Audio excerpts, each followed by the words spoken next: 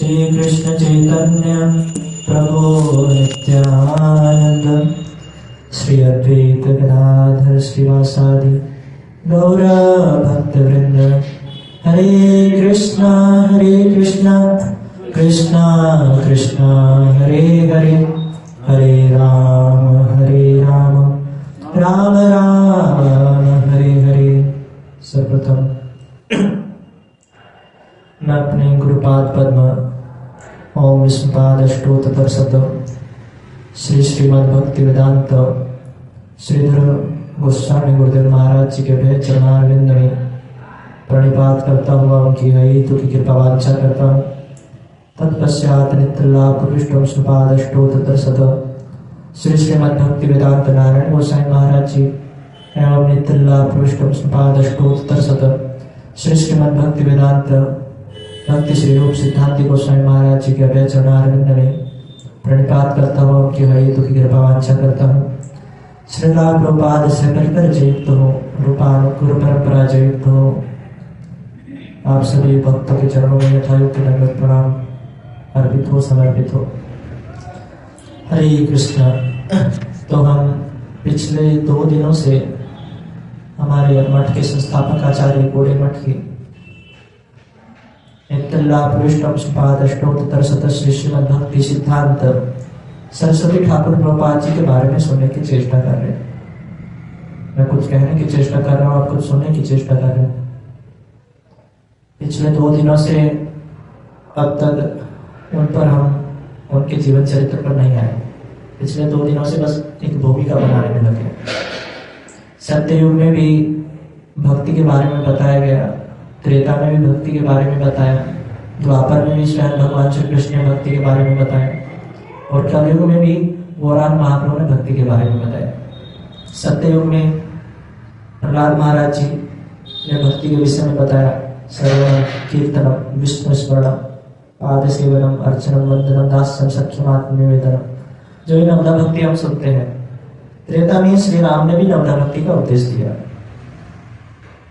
प्रथमा भगति संतन कर संगा, दूसरी रति मम कथा प्रसंगा, गुरुपद पंकज सेवा तीसरी भक्ति अमान, चौथी भक्ति मम गुण गण करी कपट तज ज्ञान, मंत्र जप सो दृढ़ विश्वास, पंचम भजन सुवेद प्रकाश, छठदम शील विरति बहु कर्म, निरत निरंतर सज्जन धर्म, सातवा सब मोहि मैं जग देखा, अनमोते संत अधिक करि लेखा, आठवा जथा लाभ संतोषा, नहीं देखी पर दोष, नवम सरल सब सरस नहीना, मम भरोस हियो हरस न दीना, जय राम जय राम जय जय राम, रघुपति राघव राजा राम, जय राम जय राम जय जय राम, रघुपति राघव राजा। श्री रामचंद्र की। भगवान श्री राम ने नवधा भक्ति का उपदेश दिया। किसको किसको दिया? सभी को। इसमें भगवान ने बहुत अच्छी बात बताई। कहते हैं पहली भक्ति, यदि आपको भक्ति करनी है, बहुत सारे लोग सोचते हैं गुरु जी से हरि नाम ले लिया, अब आराम से घर बैठ के माला करेंगे। वो भक्ति नहीं है, वो ढोंग हो जाता है बाद। गुरु जी से हरि नाम लिया मतलब आपका एडमिशन हुआ। हम सोचते हैं गुरु जी से हरि नाम ले लिया मतलब हमको डिग्री मिल गई, अब कॉलेज पास, सब PhD वाली डिग्री मिल गई। ना भैया, हरिनाम का मतलब है जब गुरुजी से हरिनाम ग्रहण हुआ तब हमारा एडमिशन हुआ, हमारा नाम रजिस्टर हुआ। अब इसको ठीक ठीक रूप में करने के लिए साधु संग करना है। इसलिए हमारे भक्ति विनोद ठाकुर कीर्तन में लिखते हैं, आज प्रभु जी गा रहे थे कीर्तन, एकाकिया मार नहीं पाए बल, हरिनाम संकीर्तन, तुम्हें कृपा करी सदा बिंदु दिया, तुम्हें कृपा करी सदा बिंदु दिया, देव कृष्ण नाम धाय, ओ हे वैष्णव ठाकुर दया सागर सिर करी दिया पद छाया सोधे हमारे दिया पद छाया सोधे हमारे तुम्हार चरणे धर ओहे वैष्णव ठाकुर दया सागर सिर करवा कर। कहते हैं हे वैष्णव ठाकुर, हे साधु, दिया पद छाया शोध है हमारे, मुझे शोधन करो, मुझे शुद्ध करो, मुझे सुधारो। एकार किया मार नहीं पाए बल, मैं अकेला हरिनाम नहीं कर सकता, ना ही पाए बल, मेरे अंदर इतना बल नहीं है मैं अकेला बैठ के हरिनाम कर सकूं। बैठो अकेले, एक माला अच्छे से हो जाएगी, 2 माला हो जाएगी। बिना साधु संग के आप 15 दिन हरिनाम करके देखो। आप 15 दिन मंदिर ना आओ और बोलते हो मैं माला करता हूँ, अच्छे से मैं मान ही नहीं सकता, अच्छे से माला हो ही नहीं सकती। अच्छे से माला करने के लिए भैया साधु संग चाहिए। भगवान ने इसलिए कह दिया प्रथम भक्ति संतन कर संगा। पहली भक्ति क्या है? संतों का संग करो। दूसरी भक्ति में कथा प्रसंग, उनसे हरि कथा सुनो। जब हम हरि कथा सुनते हैं ना, तब हमको पता चलता है नाम होता क्या है। अभी तो हमारा नाम अपराध हो रहा है, नाम भी नहीं हो रहा है, नाम अपराध, नाम के प्रति अपराध। इसलिए शुद्ध हरि नाम करने, जिस दिन हमारी जीवा पे एक बार भी शुद्ध हरि नाम आ गया ना, फिर कृष्ण भी कहने की जरूरत नहीं है, कृष्ण का का ही उद्धार कर देगा। जिस दिन शुद्ध रूप से का भी निकल गया ना कृष्ण का, तो वही हमें गोलोक वृंदावन ले जाएगा। उसी के लिए हम इतनी चेष्टा कर रहे हैं। हम तो दिन रात माला कर रहे हैं, क्यों नहीं हो पा रहा? इसलिए नहीं हो पा रहा क्योंकि ठीक ठीक रूप में साधु संग किया ही नहीं। इसलिए भैया रोजाना मंदिर आओ, इसलिए कहते हैं रोजाना सत्संग हो, रोजाना। हम सोचते हैं नहीं जब गुरु जी आएंगे तभी सत्संग करेंगे। रोजाना, ऐसे बहुत सारे भक्त हैं, देखना जब गुरु जी आते हैं तो भीड़ लग जाती है, भीड़ लग जाती है।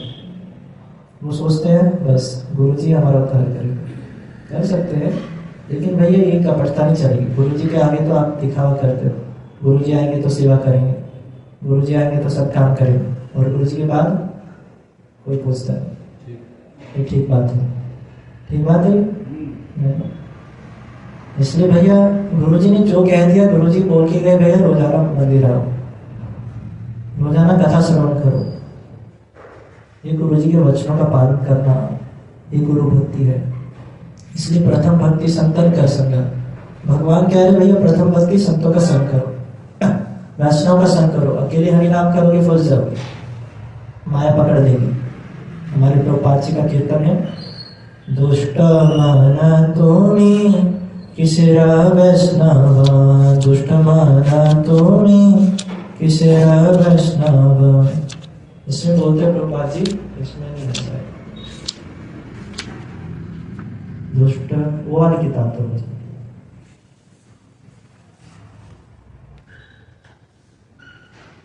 हमारे ये नहीं, इसमें है, इसमें है, इसमें हमारे प्रभुपाद जी ने एक ही कीर्तन लिखा, और वो है दुष्ट मन तुम्हें किसी वैष्णव। ये दुष्ट मन तो अपने आप को वैष्णव समझ रहा है। हम वैष्णव समझ लेते हैं ना अपने आप को। 16 माला क्या कर लिया, देखना जिस दिन एक व्यक्ति 16 माला कर लेता है ना ब्रह्म मुहूर्त में, बोला नहीं समाता, बोले नहीं मेरी माला हो गई। हमारे प्रभुपाद जी कहते हैं भैया दुष्ट मन तुम्हें किसी वैष्णव।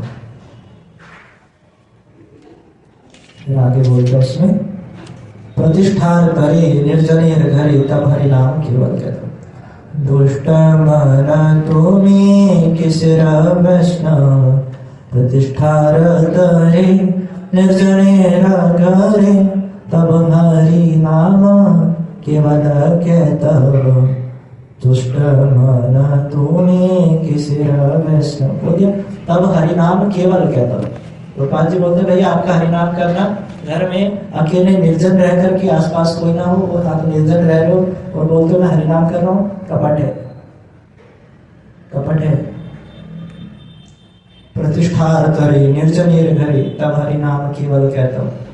बहुत सारे लोग वृंदावन में जाते हैं, सब कुछ छोड़ के बोले नहीं हम भजन करेंगे, चले जाते हैं कोने में, माला भी पकड़ लेते हैं, बोले नहीं हम किसी से बात नहीं करेंगे, किसी से कुछ लेंगे नहीं, किसी को कुछ देंगे नहीं, किसी से कोई संबंध नहीं रखेंगे, आराम से हरिनाम करेंगे जैसे हमारे गोस्वामी वर्गों ने किया, इस पेड़ के नीचे, कभी उस पेड़ के नीचे, कभी इस पेड़ के नीचे। प्रभुपाद जी कहते भैया प्रतिष्ठा की लोलुप हो, तो प्रतिष्ठा चाहिए ना तुम्हें, और प्रतिष्ठा ही वही विष्ठा है। हमारे प्रभुपाद जी बोलते हैं जड़ेर प्रतिष्ठा सुकरेर विष्ठा। प्रतिष्ठा जो है ना, भक्ति राज्य में प्रतिष्ठा नहीं चलती, प्रतिष्ठा एक विष्ठा के समान है, प्रतिष्ठा विष्ठा के समान है। इसलिए किसकी विष्ठा? सुकरेर विष्ठा। हरे कृष्ण। प्रतिष्ठा सुकरेर विष्ठा। सुकर, सुकर समझ दो, सुअर, सुकर की विष्ठा। जो सबकी विष्ठा गाता है उसकी विष्ठा कौन है? प्रतिष्ठा। इसलिए भैया प्रतिष्ठा को ग्रहण नहीं करना है ना। यदि कोई इसलिए हमारे परम गुरुदेव तो कहा करते थे, यदि गुरुदेव आपको प्रतिष्ठा दे रहे हैं ना, आपको गुरुदेव कह रहे हैं मेरा शिष्य बहुत होनहार है, ये वो है, तो हमारे परम गुरुदेव कहने लगते थे, भक्ति प्रज्ञान केशव गोस्वामी महाराज जी बोलते थे आपको ठग रहे हैं, ठग रहे हैं, तो ठग रहे हैं। इसलिए गुरुदेव जब शासन में वचन बोलते हैं ना, शासन करते हैं एक साधक के ऊपर, अपने शिष्य के ऊपर, तो उसका मंगल है, वो मंगल वचन है, वो मंगल है उसके लिए। इसलिए भैया हरिनाम करो तो किसके साथ करो? साधु के संग में। प्रथम भक्ति संतन कर संग। माता जी बातें मत करो, बातें नहीं करो, मेरा मन उधर जाता है फिर बात। तो प्रथम भक्ति संतन कर संग, दूसरी भक्ति में कथा प्रसंग। साधु के संग में आए हो तो कथा सुनो, इधर उधर की बातें तो दिन भर करते रहते हो, साधु के पास आए हो बैठ के थोड़ी कथा सुन लो। गुरु पद पंकज सेवा, तीसरे भक्ति अमान, चौथी भक्ति मम गुणगण कर कपट तुझ ज्ञान। फिर आके श्री रामचंद्र भक्ति के विषय में बतलाते हैं। द्वापर में भगवान श्री कृष्ण ने भक्ति के विषय में बताया बोलते सततम कीर्तन तमाम भजताम प्रीतिपूर्वक। सतत कीर्तन करो, मेरा भजन करो तो मुझे प्राप्त होगी। मत गत्वा न निवर्तन्ते तद्धाम परमम। तुम मेरे धाम को प्राप्त होगी, मेरा भजन करो। इसलिए अर्जुन को बोल दिया सर्वधर्मान परित्यज्य मामेकं शरणं व्रज। फिर भगवान ने अर्जुन को उपदेश दिया भक्ति के बारे में। कलयुग आ गया, कलयुग में भक्ति के बारे में उपदेश दिया किसने? स्वयं श्री कृष्ण चैतन्य महाप्रभु ने।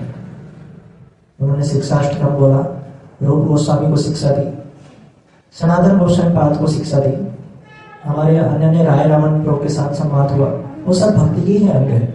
उन्होंने सब भक्ति के विषय में बताया। एक जीव धीरे धीरे कैसे कैसे ब्रह्मांड भ्रमित कौन भाग्यवान जीव, गुरु कृष्ण प्रसाद पाए भक्ति लता बीज। कैसे कोई जीव ब्रह्मांड में भ्रमण करता करता कोई एक आधा सौभाग्यवान हो पाता है, सभी सौभाग्यवान नहीं हो पाते। ब्रह्मांड भ्रमित कौन भाग्यवान जीव, गुरु कृष्ण प्रसाद पाए, गुरु की कृपा से, कृष्ण की कृपा से प्रसाद पाता है। प्रसाद मतलब खाता नहीं है, वो वाला प्रसाद है। प्रसाद मतलब कृपा। गुरु कृष्ण प्रसाद पाए भक्ति लता बीज, वो भक्ति लता का बीज प्राप्त करता है। वो बीज क्या है? वो है कृष्ण सेवा की वृत्ति। गुरुदेव सिखाते हैं हमको भैया कृष्ण सेवा करनी कैसे, वैष्णव सेवा करनी कैसे। ये कौन सिखाता है? गुरुदेव वैष्णव ठाकुर। इसलिए महाप्रभु ने कहा भैया ब्रह्मांड भ्रमित कौन भाग्यवान जीव। इस ब्रह्मांड में भ्रमण करते करते कोई सौभाग्यवान जीव होता है, जन्म जन्मांतर के बाद, युग युगांतर के बाद, कल्प कल्पांतर के बाद कोई एक आधा जीव ही कृष्ण के उन्मुख हो पाता है और माया को छोड़ पाता है। सभी नहीं छोड़ पाते। बहुत सारे लोग कथा में तो आते हैं, कथा में आके भी सो जाते हैं। कथा में तो आते हैं, कथा में आके भी इधर उधर की बातें, इधर उधर की वार्ता, ना जाने मन कहाँ भागता रहता है। लेकिन कोई सौभाग्यवान होता है जिसका कथा में मन लगता है।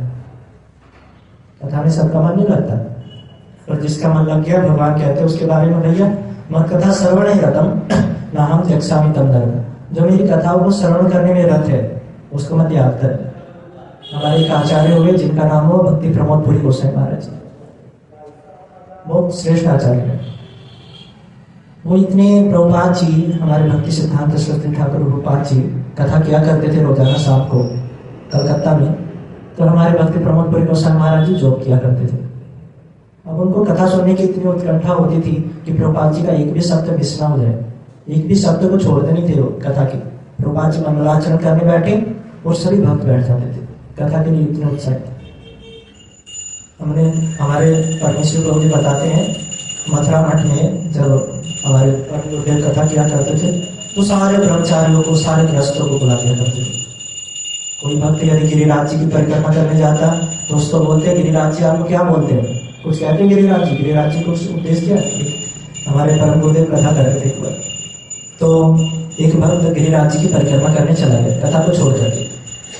कथा शाम को हो रही है और शाम को निकल गया, बोले गर्मी हो रही है, रात में परिक्रमा कर लूंगा। अब की उसने परिक्रमा, सुबह को आता है लंगड़ाता हुआ 21 किलोमीटर की परिक्रमा लंगड़ाता हुआ आता है। क्योंकि गृहस्थ भक्त जब भी परिक्रमा करते हैं ना उनकी हालत खराब हो जाती है, क्योंकि हैबिट तो होती नहीं उनको। 21 किलोमीटर चलना कोई आम बात थोड़ी है ना। उनकी हालत खराब हो जाती है, पैर सूख जाते हैं। तो आया सुबह को, गुरुदेव बैठे थे चेयर पे, पूछे कहाँ से आ रहे? बोला महाराज जी परिक्रमा करके आ रहे। बोले रात को कथा सुनी? बोले नहीं सुनी। अच्छा, गिरिराज जी ने क्या बताया तुमको, मुझे बताओ, क्या उपदेश दिया है? तो तुमको बोला मैं तुम्हारा उद्धार करूंगा। गिरिराज जी ने बोले नहीं, ऐसा तो कुछ कहा नहीं, कुछ मेरे अंदर भावना भी नहीं आई ऐसी। बोले तो कथा क्यों नहीं सुनी? कथा सुनते गिरिराज जी के प्रति थोड़ी सी सद्भावना जगती, वो परिक्रमा नहीं हुई, वो बस तुम घूम के आ गए, 21 किलोमीटर का चक्कर काट के आ गए। जैसे एक आपने देखा ना जिम में क्या करते हैं, वो चलते रहते हैं उस पर ट्रेडमिल पे, है ना। वैसे ऐसे घूमना हो गया, परिक्रमा होती है साधु के संग में। इसलिए हमारे गुरुदेव कहा करते थे भैया परिक्रमा जब भी करो साधुओं के संग में करो। इसलिए 3 परिक्रमा करवाया करते थे परम गुरुदेव, एक ब्रजमंडल परिक्रमा, एक नवदीप परिक्रमा, एक जगन्नाथपुरी की परिक्रमा। गुरुदेव कहा करते थे ये चाबी है, जैसे खिलौने में चाबी भर दी जाए, वो 24 घंटे चलता है, कुछ मिनट चलता है, ठीक इस प्रकार एक साधक जब इन परिक्रमाओं में जाता है ना तो उसके अंदर उत्साह आता है, उत्साहित होता है वो, हमको भी भजन करना चाहिए। अरे देखो कितने साधु भजन कर रहे हैं, कितने वैष्णव हमारे उद्धार के लिए प्रयास कर रहे हैं, प्रचार कर रहे हैं, है ना, अपने गले को सुखा रहे हैं, बोल रहे हैं बार बार भैया भजन करो, साधु का संग करो, हरिनाम करो, इससे तुम्हारा उद्धार होगा। वैष्णव सेवा करो, महाप्रभु बोल के वही भैया जीवे दया नामे रुचि, वैष्णव सेवा, ये सब करो तुम्हारा उद्धार होगा। लेकिन हमारे कुछ फर्क ही नहीं पड़ता। लेकिन जब हम परिक्रमाओं में जाते हैं ना, एक दूसरे वैष्णव को देखते हैं, भाई ये इतनी सेवा करता है, इसने इतना प्रचार किया, इसने इतने बुक डिस्ट्रीब्यूशन की, ये किया, उसने ये किया, हमारे अंदर भी उत्साह आता है। ये मैं अपनी पर्सनल बता रहा हूँ, ये उत्साह आता है। आप जाओ नवदीप परिक्रमा देखना, वहाँ गुरुवर्गों के अंदर अलग ही उत्साह रहता है, कि गौड़ भूमि है ना, गौड़ भूमि है। जिस प्रकार जब चैतन्य महाप्रभु श्रीवास आंगन में संकीर्तन किया करते थे ना रात्रि के समय, तो बहुत सारे भक्तों के अंदर उत्साह आ जाता था, सभी नाचने लगते थे। वासुदेव रोज जोर जोर से गाते, श्रीवास पंडित की आंखों में आंसू आ जाते, महाप्रभु की एक एक कदम की तान पे नाना प्रकार के भक्तों में क्या क्या भाव उदित होते पता नहीं। ठीक इसी प्रकार जब हमारे गुरुवर्ग नवदीप परिक्रमा में जाकर ना, कभी नरसिंह पर ले जाते हैं, कभी हरिहर क्षेत्र जाते हैं, वहां पर जाकर जब हरिनाम संकीर्तन करते हैं, उनके अंदर उत्साह देखना, वही वाला उत्साह नजर आता है, जैसे महाप्रभु का संकीर्तन चल रहा हो। ये नवदीप परिक्रमा, ठीक इसी प्रकार जगन्नाथपुरी की परिक्रमा। इसलिए परिक्रमा होती है साधु के संग में, कथा सुनो। इसलिए हमारे गुरुदेव कहा करते थे, परम गुरुदेव भैया कथा में ज्यादा ध्यान दो। जब कथा हो रही है ना, सब सेवा छोड़ के कथा सुनो, सब सेवा छोड़ के। यहाँ तक कहा करते थे, सारे ब्रह्मचारियों को बुला लिया करते थे। यदि कोई ब्रह्मचारी कहे ना नहीं मेरी ये सेवा है, मेरी वो सेवा है, कोई नहीं, बाद में कर लेना, बैठा भी कथा सुनो, ये बोला करते। हमारे भक्ति प्रमोद पुरी गोसाई महाराज जी तो खुद से उत्साहित थे। भक्ति प्रमोद पुरी गोसाई महाराज जी रोजाना प्रभुपाद जी की कथा सुनने जाया करते, टाइम से पहले आ जाया करते, एक भी शब्द ना छूटे। तो आके एक बार कुछ थोड़ी सी लेट हो गई, एक दो मिनट लेट हो गई, तो लेट हुए तो जल्दी जल्दी में जूते पहन रहे थे, जूते होते हैं ना, जूते पहन रहे थे। अब उनके जूतों में एक बिच्छू घुसा था, बिच्छू। अभी उनका मन कहाँ पर है कि प्रभुपाद जी की कथा मिस ना हो जाए, सारा मन उधर है, शरीर की होश नहीं, शरीर का होश नहीं। तो पैर में जूते पहन लिए, वो बिच्छू डंक मार रहा है, बार बार डंक मार रहा है, लेकिन पता भी नहीं चला। और जब वहां गए, वहां जूते उतारे और अंदर दौड़ के गए, भागे भागे, खून हो गया, उनको पता भी नहीं। किसी कर्मचारी ने देखा भैया ये खून कहाँ से आ रहा है, तो गए भक्ति प्रमोदपुरी गोसाई महाराज के पास। उनको तो होश नहीं, मेरे पैर से खून भी निकल रहा है। वहां पर जाकर देखते हैं, बोलते हैं प्रभु जी आपके पैर से खून निकल रहा है। तब उनको होश आया ये क्या हुआ। तब उस कर्मचारी ने पट्टी बांधी। ये होता कथा में निमग्नता, इसी को बोलते साधु संग। सच बताओ, ये होता है वास्तविक साधु संग। एकांत, हमारे प्रभुपाद जी से किसी ने पूछा भैया साधु संग क्या होता है, तो प्रभुपाद जी कहते हैं वैष्णव की एकांतिक रूप से मन में धारण की हुई प्रत्येक वार्ता, प्रत्येक कथा को अपनी चित्त में धारण करना ही साधु संग है। प्रत्येक शब्द को यदि आप अपनी चित्त में धारण कर रहे हो वही साधु संग है। इसलिए महाप्रभु ने बताया भक्ति करनी कैसे है भैया, साधुओं के संग में। महाप्रभु के स्वयं कहते हैं भक्ति करो साधु के संग में, गुरु कृष्ण प्रसाद पाए, भक्ति लता बीज। फिर धीरे धीरे हमारे आचार्य आगे बढ़े, महाप्रभु से छठ गोस्वामी वृंद, छठ गोस्वामियों से फिर धीरे धीरे नरोत्तम दास ठाकुर से भक्ति विनोद ठाकुर ने भक्ति के बहुत सारे कीर्तन लिखे। शुद्ध भक्त चरण रेणु भजन अनुकूल। शुद्ध भक्ति की, यदि आपको शुद्ध भक्ति करनी है तो जो शुद्ध भक्त है ना, उनके चरणों की रेणु को, उनके चरण की रेणु को अपने मस्तक पर धारण करो, वो भजन के बड़ा अनुकूल है। भक्ति विनोद ठाकुर सुना ना, एकादशी कीर्तन करते हैं। शुद्ध भगता चरण रेणु भजन अनुकूल, शुद्ध भगता चरण रेणु भजन अनुकूल। शुद्ध भक्त चरण रेणु भजन अनुकूल। यदि आपको भजन करना है, भजन में अग्रसर होना है, जीवन से उद्धार पाना है, तो क्या करो, जो शुद्ध भक्त है उनके चरणों की रेणु को अपने मस्तक पर लगाओ। और चरण की रेणु को मस्तक पर कब लगा सकोगे, तो उनके साथ तो रहोगे जब ब्रज में परिक्रमाएं करोगे। हमारे परम गुरुदेव कहा करते थे ये कोई साधारण ब्रज नहीं है, ये वो रज है जिसमें कृष्ण नंगे पांव चले। ब्रज में कभी कृष्ण ने चप्पल नहीं पहनी, पादुका नहीं पहनी। ब्रज में श्री कृष्ण नंगे पांव चले हैं, नंगे पांव तोड़े हैं। यशोदा मैया बोलती रही भैया चप्पल पहनने लाला, पादुका पहनने में तेरे लिए सोने की पादुका बनवा देती हूँ, सोने से जड़ित पादुका बनवा देती हूँ, ये बनवा देती हूँ, वो बनवा। कृष्ण बोले नहीं, पहनने नहीं, ये वो ब्रज रज है। उसी को बड़े बड़े महात्मा लोग धारण करते हैं मस्तक पर। यहाँ ये तिलक देख रहे हो ना, तिलक ये ब्रजरजी है, तिलक ब्रजरजी है। इस ब्रज की महिमा तो कृष्ण ने स्वयं गाई। एक बार द्वारका में कृष्ण थे, तो कृष्ण ने लीला की कि उनके सर में दर्द हो गया, सभी परेशान है ना। रुक्मणी परेशान है, सत्यभामा परेशान है, कालिंदी परेशान है, कैसे हो ठीक। बड़े बड़े वैद्य फेल हो गए, देखते भैया कृष्ण का सर दर्द है, कैसे ठीक हो। तभी नारद जी पधारे। नारद जी ने कहा हटो मैं देखता हूँ। गए कृष्ण के पास, बोले कृष्ण क्या हुआ, बोले सर दर्द हुआ। बोलते हैं देखो भगवान की बीमारी स्वयं भगवान ही इलाज जानते हैं। बोलते कैसे ठीक होगा, नारद जी ने पूछ लिया। बोलते यदि कोई शुद्ध भक्त मुझे अपने पाद पद्मों की धूली दे दे तो, और वो धूली मेरे मस्तक पर लगाई जाए तो मेरा सर दर्द ठीक हो सकता है। नारद जी बोले ठीक है, अब ये शुद्ध भक्त को ढूंढना पड़ेगा,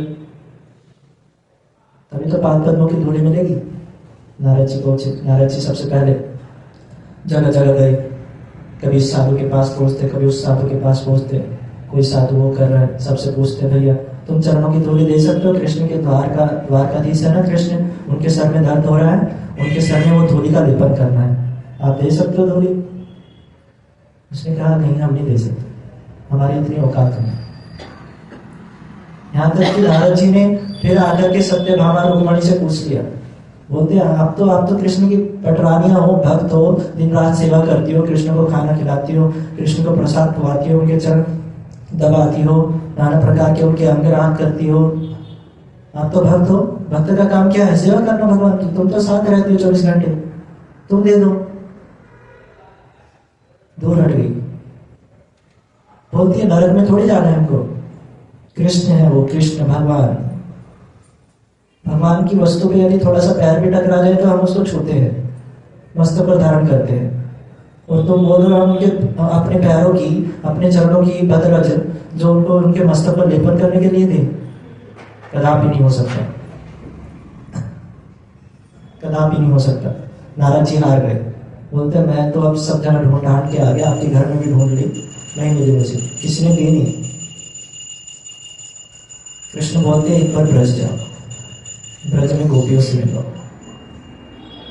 नारद जी को होश आया, बोले ब्रज तो मैं भूल ही गया, वृंदावन भी जाना था। वृंदावन में गए, यमुना किनारे गोपी बैठी हुई थी, बहुत सारी, आंखों में आंसू थे, कृष्ण की प्रतीक्षा कर रही थी। जब से कृष्ण ब्रज से निकले ना, प्रत्येक गोपी मथुरा की ओर देखती रहती है, बोले आज कृष्ण आएंगे, कृष्ण आएंगे। एक एक आंखों के आंसू पे उनका कृष्ण निकलता है, टपकते रहते हैं। यशोदा मैया के भवन से, नंद भवन से एक नहर जाती है। पूछा ये नहर कहाँ से आ रही है? बोलते ये नहर नहीं, यशोदा और नंद महाराज के आंसू है।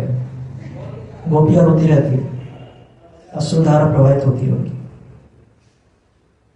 यमुना किनारे बैठी थी, नारद जी पधारे। नारद जी बोलते प्रणाम किया, गोपियों ने प्रणाम किया, साधु का आदर किया। बोलती है क्या क्यों आपकी उपस्थिति हुई है, आप हमको बताइए। नारद जी ने सारी बात बताई, कृष्ण के सर में दर्द है। सभी गोपियां परेशान हो गई, कृष्ण के सर में दर्द है, कृष्ण के सर में दर्द है, चलो हमको लेकर चलो, हम उनका सर में ठीक करते हैं। अरे हमने उनको बहुत बार ठीक किया है, हमने उनको बहुत बार ठीक किया है कृष्ण को, चलो हम सर में दर्द भी तो है, हम ठीक कर देंगे तुरंत, हमको लेके चलो, हमको मिलवाओ। बोले नहीं, उन्होंने कहा है आपके पाद पद्मों की धूली लेकर आनी है, आपकी चरणों की जो रज है ना, ये मुझको दे दो। गोपियां बोली अच्छा। गोपियां यमुना किनारे बैठी हुई थी, यमुना में उतरी, अपने पैरों को पानी से भिगोया, फिर रज में आके लोटपोट हो उन पैरों को ऐसे करने लगी, और बहुत सारी धूली चढ़ गई, और सभी गोपियां अपने पैरों को ऐसे रगड़ रही है, रगड़ के बोल रही है लो ले जाओ धूली ले जाओ। गोपियों ने, नारद जी ने कहा तुमको डर नहीं लगता क्या? नरक में जाने का भय नहीं है? तुम किसके लिए धूली दे रही हो? पता है वो कृष्ण है, स्वयं भगवान है, ईश्वर परम कृष्ण सच्चिदानंद विग्रह, अनादिराज गोविंद सर्व कारण। शेष महेश गणेश दिनेश सुरेश जाहि निरंतर ध्यावे। बड़े बड़े शेष महेश गणेश सुरेश जिनका ध्यान करते रहते हैं, यद्यपि समाधि सुविधिरपि पश्यति नाथ और नखाग्र मरीचि। ब्रह्मा भी जब ध्यान करते हैं ना, कृष्ण को नहीं देख पाते। कृष्ण के पाद पद्मों के नाखून के अग्रभाग की जो छटा है, छटा मतलब जो उनसे तेज निकलता है, उस ज्योति का दर्शन करते हैं ब्रह्मा जी, कृष्ण का दर्शन नहीं कर पाते। बोलते तो पूर्ण कृष्ण को अपने पैरों की धूली दे रही हो, तुमको डर नहीं है? नरक नहीं जाना पड़ेगा? गोपिया का उत्तर सुनो। गोपियों ने कहा, बोलते यदि हमारी धूली से श्री कृष्ण के सर का दर्द ठीक होता है तो ले जाओ, हम कृष्ण खुश हो जाए, कृष्ण की बीमारी दूर हो जाए, हम उसमें खुश है, चाहे हमको नरक भी जाना पड़े करोड़ों साल तक, हम नरक भोग लेंगे, हम दुख भोग लेंगे, कृष्ण सुखी रहे। ये गोपियों का भाव है, कृष्ण सुखी रहे। इसलिए गोपियां सबसे बड़ी भक्त है, किसी ने पैरों की धूली नहीं दी। वो गोपियां चाहती है बस कृष्ण खुश रहे, कृष्ण दुखी ना हो। नहीं, गोपियां तो पीछे जा सकती थी मथुरा भी, कृष्ण ने बस बोला था मैं आऊंगा, मैं परसों को आ जाऊंगा। कृष्ण के वचनों पे कृष्ण बस खुश रहे। कृष्ण कर रहे जो हमसे दूर रह के खुश है तो दूर ही रहे। उन्होंने कभी पास जाने की भी नहीं सोची, लेकिन इसलिए गोपियां सबसे बड़ी भक्त है। और कृष्ण ने वो रज अपने मस्तक पर धारण करके दिखाया। श्री श्री राधा विनोद बिहारी जो की, सच्चिदानंद गौर हरि की, निताई गौर प्रेमानंदे, हरि हरि बोल। हरे कृष्णा कृष्णा कृष्णा हरे हरे, हरे राम राम राम हरे हरे। हरे कृष्णा। तो ये गोपियां कृष्ण की सबसे बड़ी भक्त है। इसलिए भैया भजन करो तो हमारे सच्चिदानंद गौर हरि तो एक श्लोक में लिखते हैं, मेरे पीछे पीछे दोहराओ।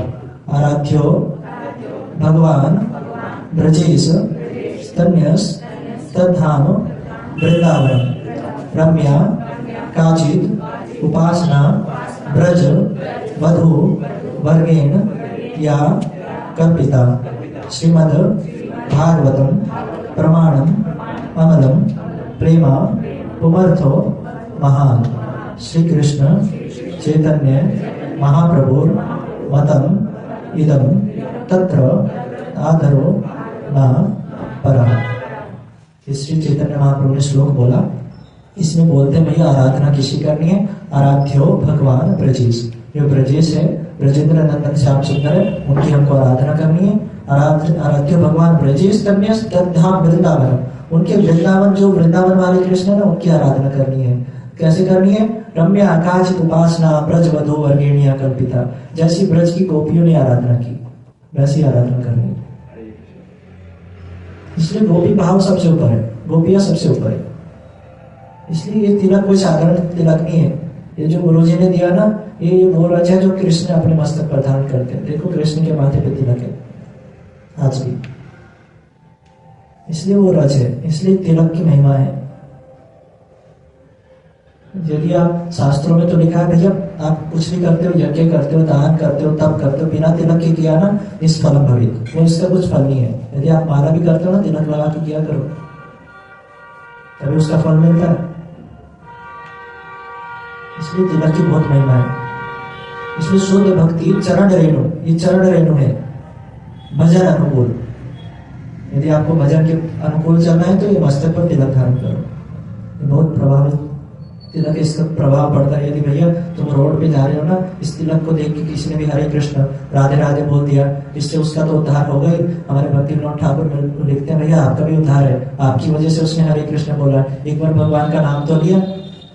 इस तिलक को निकाल के सड़क पे लेकर आप मस्तक पर धारण करके निकल गए, किसी के अंदर सद्भावना जग गई, अरे देखो देखो मैं तो कुछ कर नहीं सकता, लेकिन ये भक्त कितना सर्वश्रेष्ठ भगवान की भक्ति कर रहा है। उसके अंदर भी ऐसी भावना जग गई कि मैं किस दिन भगवान का तिलक लगाऊंगा, ऐसे श्रृंगार करूंगा भगवान के लिए, तो उससे आपका भी उद्धार है, उसका भी उद्धार है। हमारे बहुत सारे ऐसे भक्त हैं जो गुरुजी से तो हरिनाम ले लेते हैं, लेकिन हरिनाम तो ले लेते हैं, बाद में ना तिलक उनका पता, ना कंठी उनकी पता, क्या कब करने कुछ नहीं पता। हमारे एक महाराज जी थे स्कूल के फाउंडर आचार्य भक्तिवेदांत स्वामी महाराज जी, जब वो शुरू में प्रचार करने के लिए गए ना विदेश, तो बहुत सारे विदेशी भक्तों से उन्होंने कॉन्टेक्ट किया और विदेशी भक्तों को यहाँ पर नवद्वीप में लेकर आए वेस्ट बंगाल। जब नवद्वीप के दर्शन करवा रहे थे तो एक विदेशी भक्त था, विदेशी भक्त ने क्या किया, उसको तिलक करने की इच्छा हुई, सबका तिलक देख रहा था ना, बोले मैं भी तिलक करूं। अब उसको पता नहीं तिलक करते कैसे, लेकिन इच्छा हो गई करने की, उसको कहीं से थोड़ा सा तिलक का टुकड़ा मिल गया, छोटा तिलक का टुकड़ा मिला, अब उसको पता नहीं कैसे करे तिलक। अब उसने क्या किया, उसने अपना एक हाथ ऐसे किया और एक हाथ पे थूका और उस थूक में तिलक को घोला। तिलक विदेशी का आचरण ऐसा होता है ना, तो उस तिलक को थूक में घोला, वो लगाने की चेष्टा कर रहा है। बाहर से प्रभु जी आए, प्रभु जी ने ये सब देखा और उसको बड़ा डांटा। तेरा दिमाग खराब है, ये वो बंगला में डांटा, बंगला मुझे आती नहीं है ना, बहुत डांटा, बोले this is not okay, this is not fine, एक दो इंग्लिश सेंटेंस भी बोलते। तो महाराज जी के पास बात गई कि ऐसे ऐसे बात है, तो महाराज जी का उत्तर सुनो। महाराज जी ने क्या उत्तर दिया? महाराज जी बोलते हैं भैया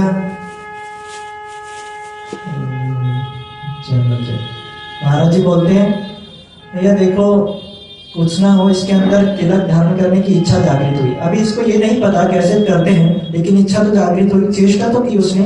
लेकिन बहुत सारे ऐसे भी भक्त हैं जिनको पता है तिलक धारण करते कैसे हैं, तिलक को लगाते कैसे हैं, लेकिन वो धारण ही नहीं करते। लेकिन उनसे ये वाला भक्त श्रेष्ठ है, लेकिन इच्छा हुई, इच्छा हुई। एक हमारे जयपुर में भक्त है, वो बस एकादशी को तिलक लगाते हैं। उनसे पूछो और दिन क्यों नहीं लगाते, बोले वो दिन व्रत थोड़ी रखना पड़ता है, एकादशी का व्रत रखते हैं, एकादशी का तिलक लगाता हूँ। मतलब जिस दिन उन्होंने तिलक लगाया ना, मान लेना उस दिन एकादशी है। जिस दिन वो तिलक लगाते हैं उस दिन एकादशी होती है। हम उनके आते तो लोग उनके तिलक को देख के एकादशी करते हैं, ऐसी ये हर तरह से। लेकिन भक्त जो है ना वो रोजाना तिलक लगाता है। महाराज जी ने कहा भैया उसको नहीं पता कैसे तिलक करते, लेकिन तिलक धारण करने की इच्छा हुई, ये सबसे बड़ी बात है। तिलक लगाता है ये सबसे बड़ी बात है। कैसे लगाता है वो एक अलग बात है, कैसे लगाते हैं उसको यदि सिखा दिया जाए वो भी ठीक कर लेगा। यदि उसको बता दिया जाए ऐसे ऐसे तिलक करते हैं वो लगा लेगा। लेकिन हमको सब कुछ बता दिया गया फिर भी तिलक लगाना नहीं। इसलिए तो हमारा धीरे धीरे हम सब कुछ करके भी कुछ नहीं कर पाते। सब कुछ इतनी मेहनत करके भी गधों की तरह गधी है, ये हमारी स्थिति है। हमारे प्रभुपाद जी की एक देन है कि हमने वो हमारे लेवल पे आकर के हमें इस भक्ति का उपदेश करके गए। अपने शिष्यों के द्वारा भक्ति का उपदेश करवाया। कैसे कैसे सारे महाराज जी के पास कैसे कैसे भक्त नहीं आए, हिप्पीज थे, नशे में डूबे रहते थे, ना कपड़े पहनने का होश, ना सोने का होश, ना जागने का होश, ना उनकी रहनी, ना उनकी सहनी, कैसे रहते थे कैसे रहते थे पता ही भगवान ही जाने। लेकिन हमारे प्रभुपाद जी की देन है कि आज पूरे वर्ल्ड में इतना हरे कृष्ण महामंत्र का प्रचार हो रहा है। हम यहाँ बैठ के कथा सुन रहे हैं, मैं कह पा रहा हूँ, आप सुन पा रहे हैं। इतने अच्छे से मंदिर को सजाया गया, बनाया गया, ये सब किसकी देन है? ये हमारे भक्ति सिद्धांत सरस्वती ठाकुर प्रभुपाद जी की देन है। ये हमारे लेवल पे आकर के उन्होंने भक्ति का उपदेश दिया। यदि हम इतना सब कुछ प्राप्त करके भी कुछ ना कर पाए तो हमारे जीवन को धिक्कार है भैया। इससे बड़ा कुछ नहीं हो सकता, इससे ऊपर तो कुछ हो ही नहीं सकता। यदि इतना सब कुछ होकर भी हम कुछ ना कर पाए तो फिर नहीं हो सकता कुछ। ये हमारे प्रभुपाद जी की देन है। आज से 5 दिन बाद हमारे प्रभुपाद जी की तिथि है, विरह तिथि है। उसी उपलक्ष्य में हम दिन प्रतिदिन उनके गुणगान गा रहे हैं। कैसे कैसे हम उनकी ऋणी है, प्रभुपाद जी के ऋणी है। इतना सब कुछ दिया उन्होंने। हम सुबह को प्रभुपाद दशकम गाते हैं ना, प्रभुपाद दशकम गाते हैं। उसमें कहा गया परहंस वरम परमार्थपतिं पतितो धरणे कृता विषयतिं यतिराजगणे परि सेव्य पदं प्रणमामि सदा प्रभो पादपदं प्रणमामि सदा प्रभो पादपदं प्रणमामि सदा प्रभो पादपदम। कहते हैं प्रभुपाद जी परहंस वरम है। एक होता है हंस जो दूध और पानी को अलग कर देता है। उसके अंदर भगवान ने प्रकृति ने कैपेबिलिटी दी है, योग्यता दी है कि वो दूध और पानी को अलग कर दे। ये हंस की क्वालिटी है। परमहंस कौन है? जो सभी शास्त्रों के निचोड़ से, उसके रस से रस निकाल करके हम सबको बांटे, वो परमहंस वरम होता है। परहंस वरम परमार्थपति, जो सभी शास्त्रों में से, जो शास्त्रों में अपने शास्त्रों में बताया भाई यज्ञ करो, कभी ये दान करो, कभी ये दान करो, नाना प्रकार की आपको ठगने की प्रवृत्ति बताई। लेकिन परहंस वरम क्या कहते हैं? भैया कुछ मत करो, बस करो तो करो क्या, बस गुरु के सानिध्य में रह के जो गुरु जी कहे वो कर लो। गुरु जी कहते हैं तिलक लगाओ, गुरु जी कहते हैं कंठी पहनो, गुरु जी कहते हैं हरिनाम करो, गुरु जी कहते हैं रोजाना मठ मंदिरों में आओ, हरिकथा को श्रवण करो। इतना कर लो तो आपका उद्धार निश्चित है। परहंस वरम परमार्थ पतितो धरणी कृत विश्चयति। ये हम जैसे पतितों के लिए ना उन्होंने ये चोला धारण किया। नहीं तो वो तो नित्य सेवा में विराजमान थे। राधा रानी की नित्य सेवा में विराजमान थे। उनको ये सब करने की जरूरत क्या थी? राधा रानी ने देखा भैया ये जो है ना ये सब पीड़ित है, ये सब दुखी है, है ना, इनका उद्धार हो। क्योंकि राधा रानी को पता है भैया ये संसार दुखालम है, इस संसार में कोई सुख नहीं है। लेकिन राधा रानी करुणा कुरुमयी, करुणा भरी थी, इतनी करुणा में भर गई, इतनी करुणा में भर गई। उनके सामने नयनमणि मंजरी बैठी थी, नयनमणि मंजरी को बोलती है इन जीवों का उद्धार होना चाहिए। राधा रानी को नयनमणि मंजरी बोलते तुम चिंता मत करो स्वामी, मैं जाती हूँ। वही नयनमणि मंजरी धराधाम में आई तो वही प्रभुपाद जी हुए, भक्ति सिद्धांत सरस्वती ठाकुर प्रभुपाद जी। नयनमणि मंजरी ये उनका सिद्ध नित्य सिद्ध स्वरूप है। और उन्होंने इस भक्ति की धारा को, गौरांग महाप्रभु की भक्ति की धारा को फिर से प्रभावित किया। वो भक्ति की धारा बहुत क्षीण हो गई थी, बह तो रही थी लेकिन बहुत पतली धार हो गई थी। उसको विस्तृत धार के रूप में जो धारा प्रवाह किया हमारे भक्ति सिद्धांत सरस्वती ठाकुर प्रभुपाद जी। उनका हम जीवन चरित्र सुन रहे हैं, 5 दिन तक सुनेंगे। 5वें दिन बाद उनकी तिथि है, वीर्य तिथि है, और वीर्य तिथि 19 तारीख की है। आप हो सके तो आना। दोपहर को बनाई जाएगी, शाम को भी बनाई जाएगी। दोपहर को भंडारा है, भंडारा है ना, भंडारा है, और आप आना, आपको आमंत्रित करता हूँ। इतना ही कह के आज मैं अपनी वाणी को विराम दूंगा। आप सबको प्रणाम करता हूँ। अच्छा कृपा सिंधु पतितानां पावनेभ्यो वैष्णवेभ्यो नमो नमः।